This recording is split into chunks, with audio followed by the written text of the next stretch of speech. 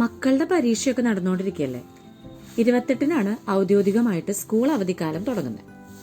ഞാനും എന്റെ കുഞ്ഞി സാറിനെ പരീക്ഷ എഴുതാൻ ഒരുക്കി വിട്ടിട്ടാണ് ഇതാ തട്ടകത്തിലേക്ക് ഇറങ്ങിയത്. ഇന്നൊരാളുടെ രഹസ്യം പറയാനായിട്ട് വന്നേക്കണേ.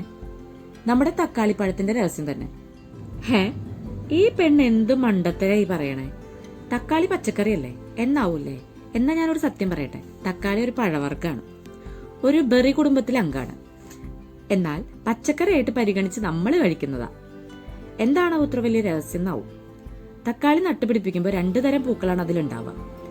ആൺ പെണ്ണ് ഏതാണെന്ന് തിരിച്ചറിയാണ്ട് ഞാൻ കുറെ വിഷമിച്ചതാ. കാരണം തക്കാളി പൂത്തു തുടങ്ങി കുറച്ചു നാളത്തേക്ക് കായൊന്നും പിടിച്ചില്ല. പൂവൊക്കെ വാടുമ്പോ പ്രതീക്ഷ അവിടെ തീരും. അങ്ങനെ ആദ്യം ഒരു കായ് പിടിച്ചു, പിന്നെ പൂക്കളുണ്ടായി, കുറെ ഉണങ്ങി കൊഴിഞ്ഞു, പിന്നെ രണ്ടാമതൊരു കായ്.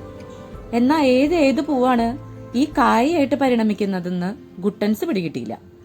അവസാനം അത് കണ്ടുപിടിച്ചിട്ട് തന്നെ കാര്യം എന്ന് വിചാരിച്ച് ദിവസങ്ങളുടെ പഠനങ്ങൾക്കൊടുവിൽ ഞാൻ കണ്ടെത്തി, വിരിഞ്ഞ് പുറകിലോട്ട് മലർന്നു വരുന്ന പൂവിന്റെ ഞെട്ടിക്കുള്ളിൽ കായുണ്ടാവും. ഒന്ന് സൂക്ഷിച്ചു നോക്കുമ്പോൾ നിങ്ങൾക്കത് കാണാൻ പറ്റുന്നില്ലേ? ഇതാണ് ഇത്ര വലിയ കാര്യം, ഇതൊക്കെ ഞങ്ങൾക്ക് മുന്നേ അറിയാവുന്നതാ എന്ന് പറയുന്നവരോട് ഞാനിവിടെ പുതിയ ആളാ, എനിക്കിതൊക്കെ പുതിയതാ. പിന്നെ നടന്നപ്പോ റീപ്പോർട്ട് ചെയ്യാനുള്ള ഒരാളെ കണ്ടു. ആളെടുത്ത് അങ്ങോട്ട് നടന്നു. ശരി എന്നാ.